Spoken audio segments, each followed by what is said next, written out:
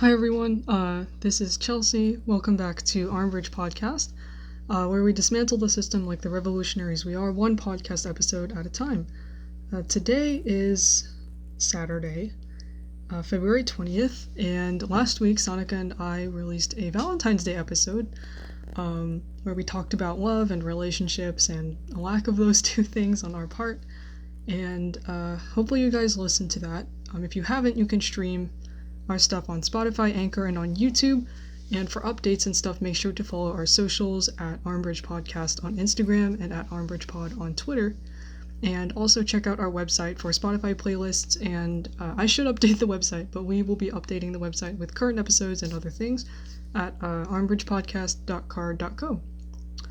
So, I guess, before I start getting into deep podcast stuff, what I'm going to do today is not, super deep. But I live in Texas, and I'm sure most of our listeners are also from Texas. But there has been a surge in cold weather in the past week. It started on Monday, the day after Valentine's Day. It snowed, which was great, but it also meant that a lot of power went out for families across Texas, and a lot of people. Actually, I'd say probably most of the city, or at least where I live, the suburb where I live, most people didn't have running water, heating, or electricity. And there have been some unfortunate, incidents because of that. And it's, due to the inefficiencies of, our electrical system, as well as, I believe, privatization of energy. I could be wrong about that. And just in general, it's a huge climatic change that, no one expected it, and it hasn't been this cold in quite a while. I think it's been several years, many years, since, sometime in the 1900s.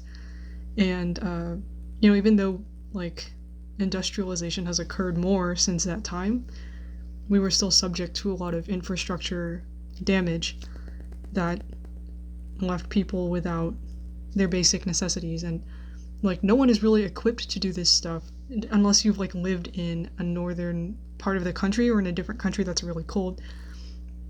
So there have been incidents of leaky ceilings and things like that, as well as carbon monoxide leaks, which have unfortunately caused harm to people. So I think at least my family is in a fortunate position. We have electricity, we have Wi-Fi, but we don't have running water at the moment. But still, there are a lot of people who are, worried about the state of their homes and what it's going to look like after this. So, depending on where you are, and even if you aren't necessarily subject to more adverse conditions right now, I will be putting links in the description for warming centers where you can help. And I believe, or at least a lot of my friends, I've been checking stories more often now to see, to find ways to help. And a lot of people I know are posting locations for free food and resources. So if you are potentially in need, or you know someone in need, please direct resources to them or to people who know them, and check in on your friends, your family, and your loved ones, even if they do have power. I have a friend who I have a few friends that I consistently try to check in with during the week, because just to kind of see how it's going across the city and whether or not they're okay. So make sure to check on your friends. And be safe in these conditions, and conserve your resources and whatnot, depending on what it's going to look like soon. But considering that this kind of started because of cold weather, it should be getting a little bit warmer. I definitely do feel warmer right now in the coming days. So by the time this episode is out on Sunday, there should be some new changes in the weather that hopefully will make it a little bit easier. So that's just what I wanted to say, because I thought it was kind of just too important to ignore at this time. And I guess I'll kind of start talking about podcast stuff now. I don't really know how to transition from that, because it's such a weird circumstance that we were in. But yeah. Anyway, if you listened to our episode last week, you probably know that so we are looking for someone who is an ISFP for very, very specific reasons. And one of the other reasons that this person, or one of the other attributes that this person has to have, is that they should be good at the brushstroke, right? And I actually had a friend last week that I recorded a podcast episode with, but well, I found out that he is an INFJ, not an ISFP, and I don't know if he's good at breaststroke or not. We were on the same swim team together, but I guess he was to some extent. I don't really remember. Unfortunately, like, I had to cut out the footage of me talking about that in last week's episode because it didn't really happen. We filmed, my friend and I filmed an entire episode together, and I screen recorded him just so I could get his audio right. And I realized that I wasn't recording his audio the entire time, which is great. Like, I don't know, we had a good talk, I guess. I felt really bad because before that we were planning to just call on Discord, but I was laggy there, so I tried Zoom. But then, like, Zoom was kind of whack still, and then we went to Teams, which is where Sonica and I record. Microsoft Teams, by the way, I feel like is fantastic in terms of audio and video quality, because my computer's kind of old and not great with video calling stuff. So after 2 changes, we finally filmed the episode, and then there was this other technical difficulty of me not recording, and I felt so bad. But thankfully, he didn't think much of it. In hindsight, it was like kind of funny, but I also felt really bad.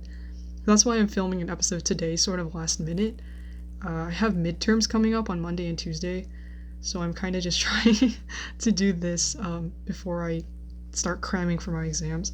I think I'll be okay. I don't know. So I thought, maybe I should do something educational. And I thought of doing this sort of for fun, because I saw a YouTuber who I really like play this game. It's called Geoguessr. So what that is it's a game where you will be dropped randomly into a location. Like, Geoguessr provides different maps, right? Like a world map, a US map, map in Europe, map of famous places, and you have to guess where in the world they are. So you kind of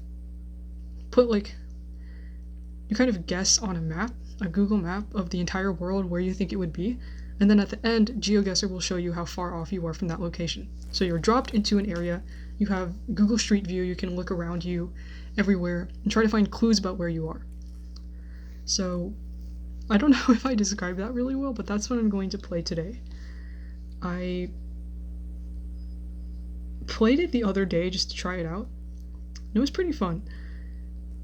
With a free account, you only get like 1 game per day. I think you have to pay to like play multiple games a day. And I'm not being sponsored by this, like, just to clarify that, because I know that YouTube can be kind of strict with like sponsorship stuff. Alright, here we are on geoguessr.com. It's Geoguessr.com. There's no E after the 2 S's. I'm gonna start a game, and for those of you listening on audio, I will try to describe with as much accuracy as I can the location that I land in, so that we can kind of, maybe you can like mentally kind of play along with me here. So I've landed, so I'm using the world map, meaning like I could be anywhere in the world. And the last time I played, 4 out of 5 rounds, there are different rounds, they'll drop you in different locations, I guessed the right country for 4 out of 5 of them, which is pretty good. So, like, for my first time playing. So I would think that's pretty good. I think I guessed a location and I was only like 100 miles away from it. So I was pretty impressed that I was able to do that. So right now I've landed in a location that is, okay, so I'm facing north. To my left, there's a little white house with a brick roof, and to my right, there is just a bunch of dirt and grass with some small white flowers, and I'm standing on the road right now. Okay, I'm trying to look around to find a sign for the other countries that I explored. Like, the best indicator of where you could be is like using a sign. Because you can kind of determine like maybe the language, and then you can narrow down at least the region. So I'm like, okay, I'm going down the road. Up ahead there's a white house and a red house. I I think I'm gonna try and find a town because these areas don't seem to be too indicative of like what kind of place this might be. It definitely looks like a place that I've gone through for a road trip, like in Midwest United States. I don't know, like it's a quaint little house. It's cute. It's surrounded by some trees. A big white house surrounded by trees on my left. And I don't know, like I don't know much about architecture, and I've only traveled to 3 countries outside of the States, and this doesn't look like any of them specifically. I really just want to guess like Midwest United States right now, but I feel like that would be premature. So on my right, the fields have sort of transitioned from like being dry to some like pretty tall, spindly trees, surrounded by barbed wire, and the sky is pretty gray. The houses are sparsely like shown. There's a funky looking tree stump here. I literally don't know what it has to do with anything. I'm just like trying to find a sign. This like is not a testament to how good I know geography. I know like where countries are on a map, but I couldn't tell you for the life of me what certain countries like topography looks like. I genuinely don't know. On my left there are just more houses. There's like a yellow one, a little yellow one surrounded by trees, and there are like roads going into where the houses are, and I think, oh my god, is that a cow? I'm zooming in, guys. I want to know. Nope, it's not a cow. It's just a shrub. And little buckets of soil. So I would guess this is like a farming region, maybe? Dang. Okay, this is really hard. I don't think there's like a difficulty on this setting, but okay. As to why like I've driven through the Midwest a lot, it's because like I have family in Winnipeg, Canada, and that's like literally, if you just drive straight up from Texas through all of the middle states, you'll get to Winnipeg. It's a very like nicely situated area. That's kind of like my basis for the geography of Canada. Like I know kind of where everything else in Canada is relative to where it is in Winnipeg. I know that there's like a spatial term for that. How you know where things are based on like everything else. Okay, in the distance there's a oh my god, a sign.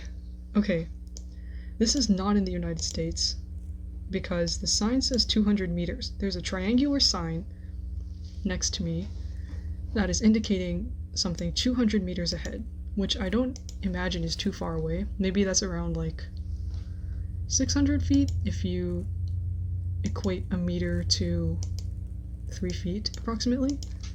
It's a little over 600 feet. I'm trying to approach it in an attempt to, oh no, figure out like where I am.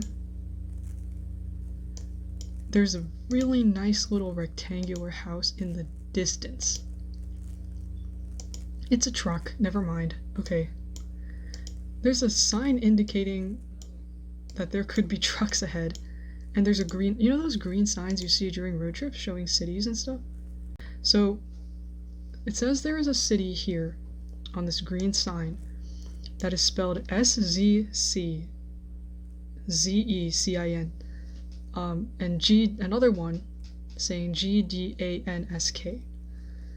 And I'm trying to zoom in to see if the N has like an accent mark. I don't really know if that'll help too much. Oh my gosh. For some reason I feel like this is Turkey. Based on those letters, I feel like maybe that could be Turkey. GDANSK. Or this would be Eastern Europe.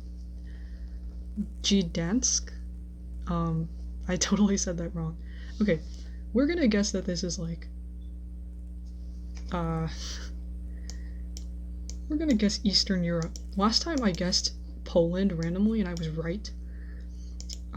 Surprisingly, somehow. Okay, I'm gonna guess Turkey for some reason. And the area seems pretty dry, so I'm gonna assume it's like not close to a body of water. Okay. I'm just gonna guess Turkey. How far was I? Oh no. Oh my god, no! It was in Poland! That's just... oh, come on. I should have... okay, I'm upset. It's Poland. Anyway, we're gonna play the next round. That's annoying. So... alright, we're in another similarly situated area.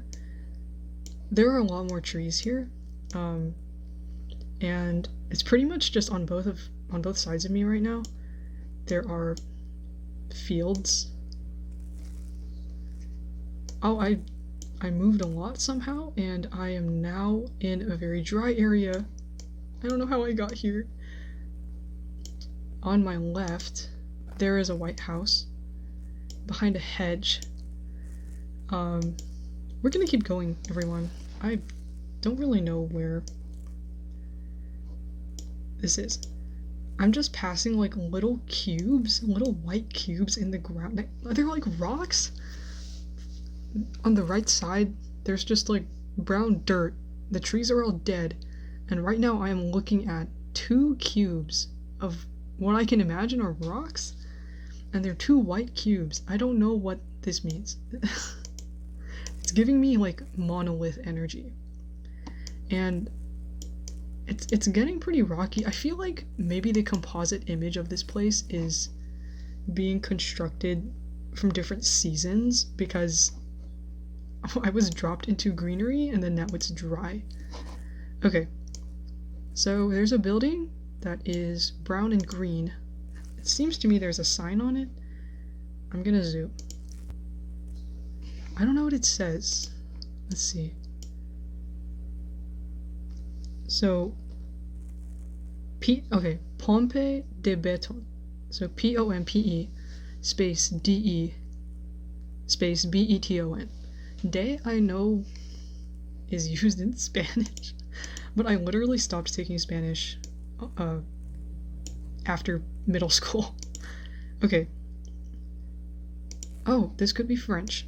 There is a sign that says maximum 40, and then the word below it is SECTEUR, secteur. That looks like French, but there's like a slight chance that this could be in Quebec. I don't know what the heck Quebec looks like, but I heard it's really nice in Quebec. Funny enough though, like, I think I mentioned this in a really old episode, but apparently if you don't live in Quebec, other Canadians think it's like kind of weird if you do live in Quebec. I don't know why. I guess maybe it's like the same way we feel about Florida. You know, Florida just has some weird vibes sometimes. Maybe that's the same way that Canadians feel about Quebec. There's a little white house on the left with some cute stairs. We're loving that. There is yet another road sign, but it looks like I'm approaching a town of some sort. There are white houses in the distance. And unfortunately, of course, it makes sense that there wouldn't be any license plates on any of the cars being shown. On the right, there's a white house. And it looks like a hotel of some kind, but it could be a house. This is a very quaint little area, I would presume, in France.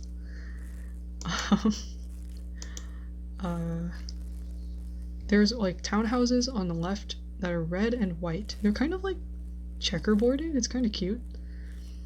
But I'm not seeing any signs of a town, or at least like some very prominent geographical formation. This literally looks like Canada, but that's because I've visited Canada the most frequently out of all of the other countries I've been to. I've been to Japan and the Philippines as well.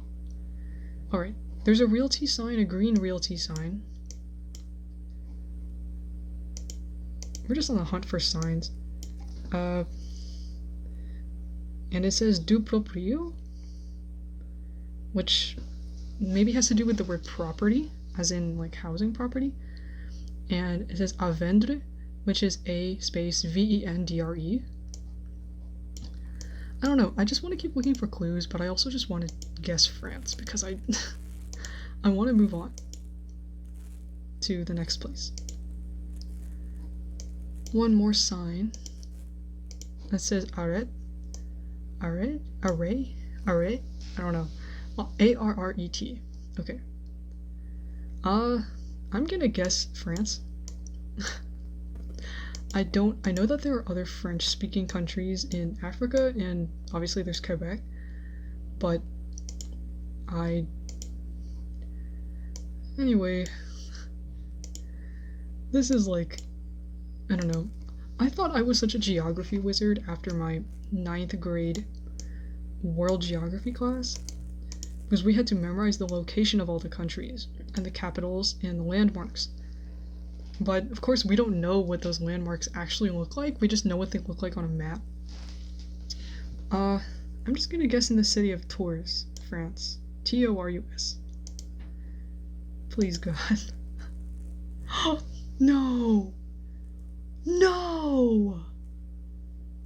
It was in Quebec. Why are my first guesses always, or my like, oh, it's probably not there? It was in Quebec, or Montreal? Oh, it's in Quebec! I said, oh, this literally looks like somewhere in Canada, and it's in Quebec. It's not in France. Alright, we're gonna go with the least obvious guess every time. So we have 3 more rounds. The road is very sandy, and surrounding me, it's pretty green. But these plants seem like they're more acclimated to a dry climate. They're sort of spruce-like, and the trees aren't very tall.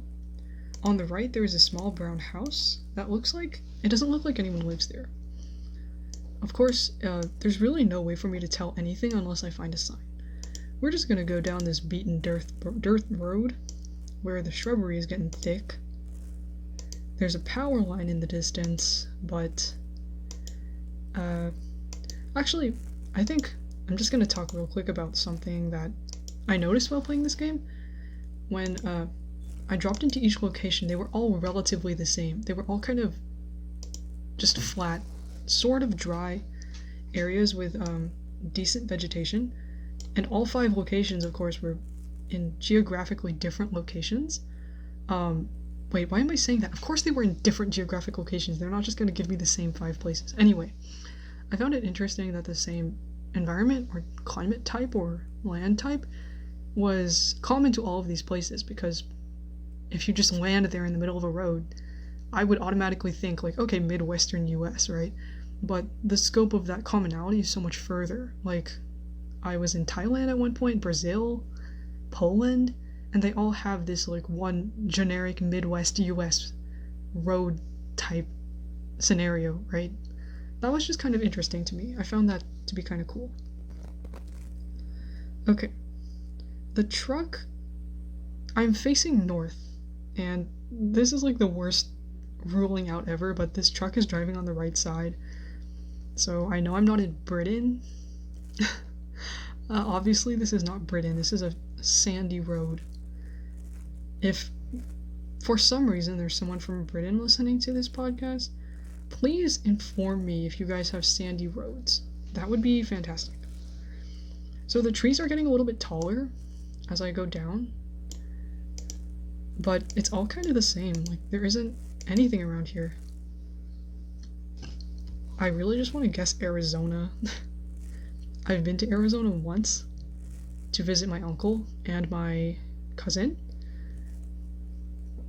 but all I remember is that it was so hot. They had a really big dog, and he was very cute. But nothing else. Okay, cool. So we found some signs.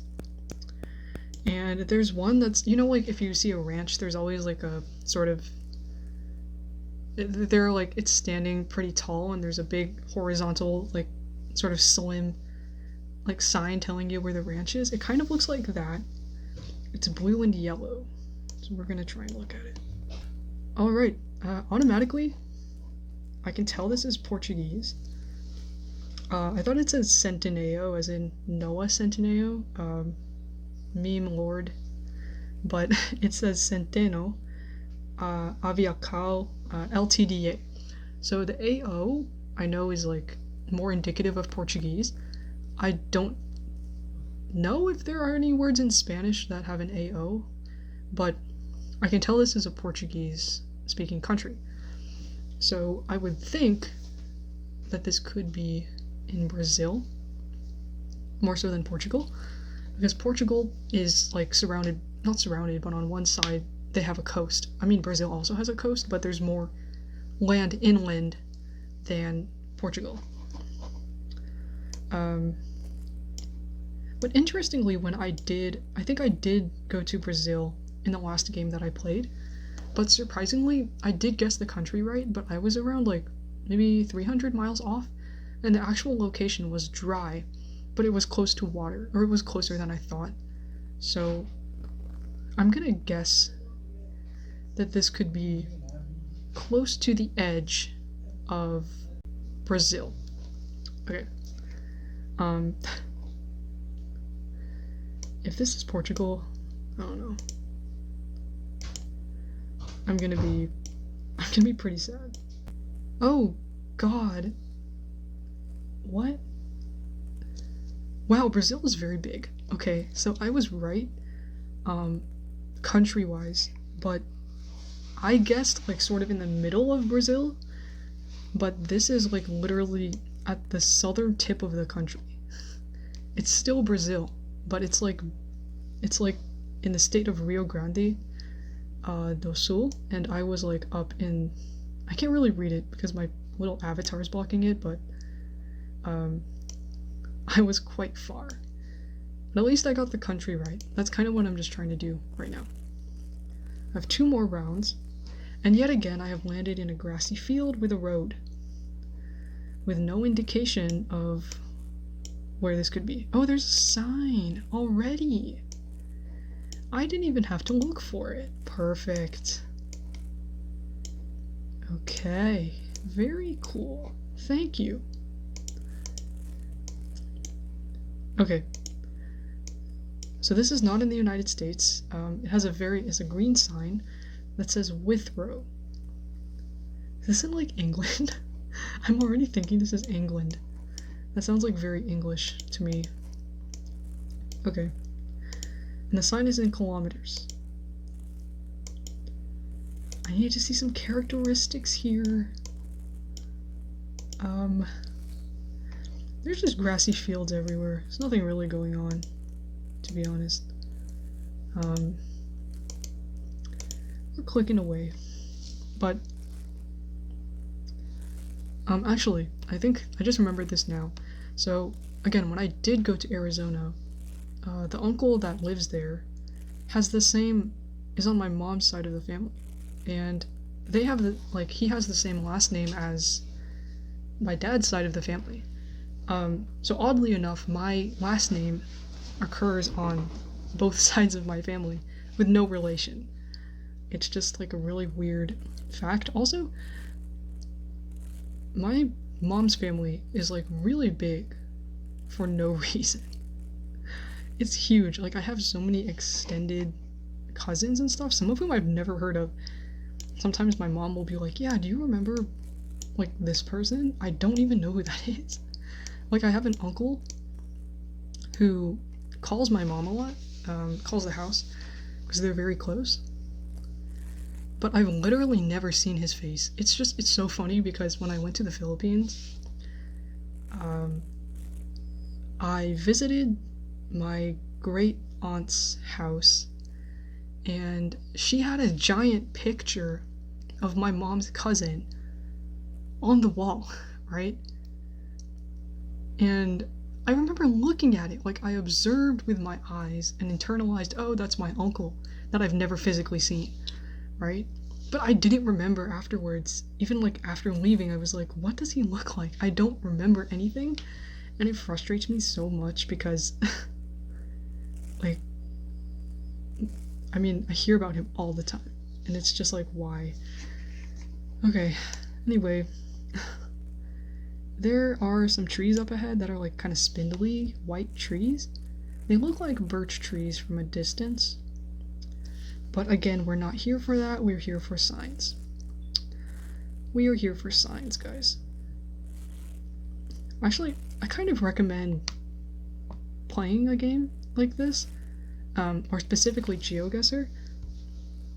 It's kind of fun just to explore, like not even guess like where the places are, but just to kind of explore, because it's kind of cool to see like these lesser known features of countries. Like with Brazil, right? I think a lot about the rainforest, and I think about what Rio looks like, right? Because those are just like some of the most popular features of the country. But kind of seeing the less populated areas and seeing like, oh, they have places like this too. That's kind of cool. I wish that this thing existed when I was in 9th grade geography. So that would make it a lot of fun to flex or not flex my geography skills. Oh god, okay. I kind of want to just guess that this is Britain. I'm just kind of tired of going through all of this, like, pastures and stuff. There's, like, nothing here. Okay. Let's guess Britain, you know? Let's just guess it. I don't know what else to do. This could be taking too long for me to even, like, decide. Okay. So... because I feel like it wouldn't be in another part of...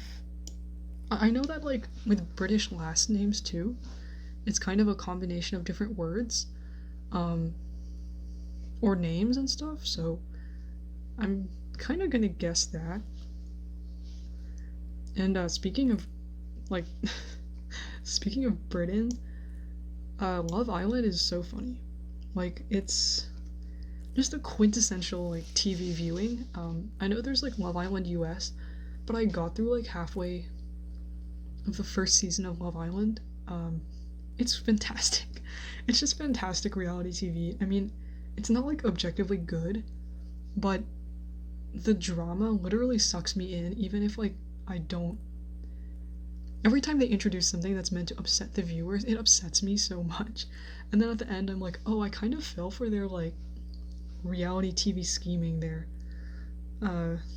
So it's pretty fun, and I think the first few seasons are apparently better than the later seasons. They're like less scripted, and the whole concept is that they put like conventionally attractive people. I think there's like 10 or 12, 5 or 6 men and 5 or 6 women, and they put them into like a villa, like a luxury villa, and they're supposed to like couple up, and the person who wins at the end is like the winning couple. They get like a cash prize, and every week I think you can choose to couple up with someone different. Some people couple up like just as friends to like stay in the competition. There's like no loyalty whatsoever, because you're not obligated to date somebody as long as you win as a couple. You don't even have to be dating. So there's a lot of like backstabbing and just drama that like literally only exists in the sphere of Love Island. It's so funny. It's great. And yeah. Okay. I'm gonna guess the UK. And it's in Canada. If you're watching on YouTube, this is so embarrassing how... oh my god, like I guessed within the same latitude. It's in Canada. It's like literally across. Actually, I mean, that kind of makes sense because Canada was colonized by Britain, like literally every other colonized country, but Canada is very much British. I kind of learned the difference between Canada and the US because with the US, when the British, like, I mean, obviously the people who moved there were also British, but like later on, right? When the British tried to take control of the US, the people that had been there drove them out, right? But in Canada, the British were moved in, and then they never left because I don't know why like the Pilgrims, I guess, like settled in the US and not in Canada.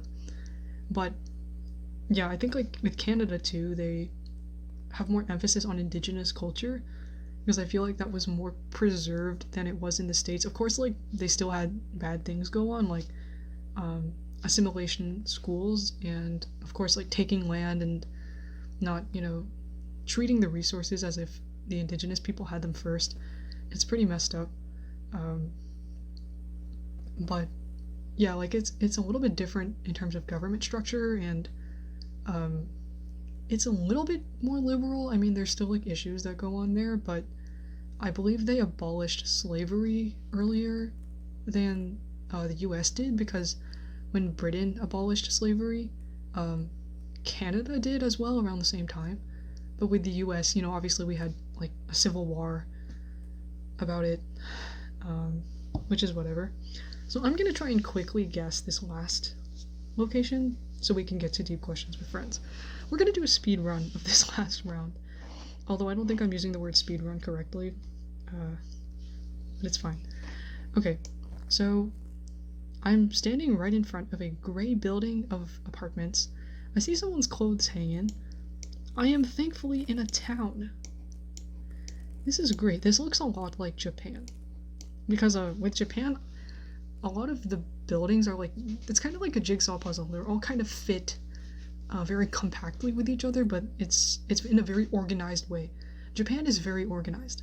Even like it's super friendly for foreigners, I would say. Like we got around pretty well and we ordered food even without knowing a lot of Japanese and stuff. And it was a fairly easy process, and people were really, really nice and patient, and like it was generally a very good vibe. It's very clean there, very organized, and the subway system, even though it seems like super complicated on a subway map, as long as you know like what line you're going on the train, transferring lines, different stops, it's super easy and super efficient. So, but I really like the housing here. It's a little bit taller and more compact, but it seems like super organized. And this house, bro. Or this could be Japanese, because I do know there are two types of Japanese. I don't know what they're called though, unfortunately. They have some nice trees here. They look like bonsai trees or something. And the cars are in a car parking lot. All the houses are a little bit elevated for some reason, but this looks an awful lot like Japan. I'm gonna see if I can find more text. I'm gonna guess Japan, just for the sake of time. And we were about 200 miles away. That's not bad. It was close to Yokohama, which is near the ocean, close to Nagoya, which is interesting. Okay, so that's enough for my Geoguessr stuff. And yeah, okay, that was kind of fun. Even though like I've already done this before. Now we're gonna head into the deep question segment, but before we do, I'm gonna introduce the song of the week this week, which is Dreams by Fleetwood Mac. This is a very popular song on TikTok, and I have to thank TikTok for, I guess, kind of reintroducing me to the song. I've been listening recently to Fleetwood Mac radio, and the songs are fantastic. I really I don't know if it's rock or pop or whatever, but I really love the dreamy, just chill vibes that Fleetwood Mac gives off. It's very nostalgic. So that'll play for you right now if you are on Anchor or Spotify. But if you're on YouTube, we're going to go now into Deep Questions with Friends. So I actually found like a different little like section here on Conversation Starters World, and it is a random question generator. I'm gonna bring this up to Sonica when we record next week. because I think it's pretty great. Because our biggest problem with the last tab we used on Conversation Starters World was that like there were so many questions, and some of them were, we keep saying this every time we record deep questions, but there were some questions in the philosophical section of the website that are really just taboo and like straight up unethical to ask or talk about. So yeah, we're gonna start here, and the first question that is just already here, I didn't press the generation button, but it's quite relevant to what's been happening to me recently, and it's asking, what was the funniest way that you have been injured? Just as a quick trigger warning before moving forward, I do mention cuts and bleeding a little bit because I worked with glass, so if that kind of makes you uncomfortable or you'd like to skip it, you can go ahead to 4306 to avoid it. Okay, enjoy the rest of the episode. So I think this was like last week or so. I had like around 5 cuts in total on my arms and hands. I had one on my index finger on my left hand, my pinky on my right hand, just across my right, the back of my right hand, where kind of close to where my pinky is. One on my arm. There's still kind of a scar here. I can't really show it. There's one on my forearm. That's just 4 cuts. And one on my thumb. The one on my thumb was from using, you know that mandolin, that like veggie slicer thing where you just go across and it automatically cuts like thin slices? I cut my finger on that. And then the other 4 cuts came from glass. I don't know if you've seen on TikTok, but there's this thing going around where people will draw line art on one side of glass and then paint over the line art in acrylic. And it looks super ugly on the back. But when you turn it around, it shows a painted like image. It's usually done with like anime characters, because with anime characters there isn't a lot of like shading. It's just mostly like color blocking to show shading. And it looks like really good. So I've been doing that with a big ass piece of glass I found in my garage last week. And it's very sharp because it's quite like, I don't know if it's old, it's been sitting in my garage for a while, and I've gotten cut like turning it and stuff. And the thing about the cuts is that they occur just like bleep, they kind of just happen, and then you notice you're bleeding and you're like, oh shit, I'm bleeding. So I got a few cuts on my hands. They weren't super deep or anything, kind of like just paper cuts, and I didn't notice like what was going on. So if you plan on working with glass or knives or mandolins, please wear like gloves or something, especially with a mandolin. The one that we bought came with a fancy thick glove so that you wouldn't hurt your hand. So make sure you like do that. The next question is asking, what is something you think everyone should do at least once in their lives? I think a piece of advice that I've been trying to follow by myself recently is to take an opportunity you didn't want to. I guess. I believe I've mentioned this before somewhere in another episode, but there have been times where I just didn't take opportunities because I didn't think I could get into this thing or this program, or I didn't think I had the skills, or I wasn't the right person for this or whatever. And I would be afraid to like email people stuff. So take an opportunity that you wouldn't normally take and see if you get into it or not. So, I mean, I applied for a scholarship recently, and I had to ask for a recommendation letter quite last minute because I emailed a ton of professors for one of my like research proposals for this scholarship, and none of them got back to me, and I only had like 3 days to submit and find a professor, and it was over the weekend too, so it was super stressful. So I emailed just random professors, and one from the branch campus of my university. And I also asked for an extension. Normally I wouldn't have done that because I'd be like, oh, of course they won't let me extend it, or, well, it's going to seem late, so of course they won't let me do this. But thankfully they granted me an extension, and the professor that I'm working with, or that I got a recommendation letter from, sent it in on time, and I didn't think he did, but he did, because I was emailed recently, and I was notified that I might be considered for the second round of interviews for the scholarship. So normally I would have just stopped and been like, oh, it's too late. But it's better to hear a no rather than, like anticipate, like, okay, what if I did it, or what if I didn't do it, or I spent so much time on it. Of course you want to hear an answer, yes or no, to your hard work. So yeah, this will be the last question before we close out, and it's asking, what is your favorite movie soundtrack? I don't know. Oh, well, wait, okay, Into the Spider-Verse. Fantastic soundtrack. There are so many good songs off of it, and Into the Spider-Verse is just a really great, like, teen movie. Even it's in the most unrealistic circumstance, right, that this teenager has spider powers and can travel to alternate dimensions, but it was, like, one of the most relatable pieces of teen media that, like, I've ever seen, right? Kind of contrary to, like, what I talked about last week in the Valentine's Day episode. So, yeah, Into the Spider-Verse soundtrack. The Black Panther soundtrack is also really good. So, this is probably asking more towards, like, I don't know. Oh, and Guardians of the Galaxy, those soundtracks are really good. I watched the second movie recently. But yeah, this is probably asking, like, more instrumental stuff, but I don't really remember anything. So, okay, that's the end of my episode today. I hope you enjoyed watching or listening to me confusedly go through Geoguessr and be disappointed every single time. So, I don't know if I should do that kind of episode again where I play a game and I describe what I'm doing, because I definitely want to start a YouTube channel when I have more free time, but I don't think I'd be playing games on it because I'm not, like, a gamer.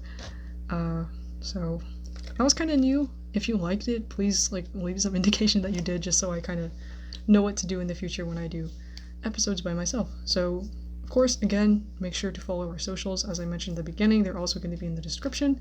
Again, I will also have resources for stuff going around Houston, because that's kind of where I am right now. And please stay safe, check in on your friends, and we will see you guys again next week with a special episode about idols and what it means to idolize people.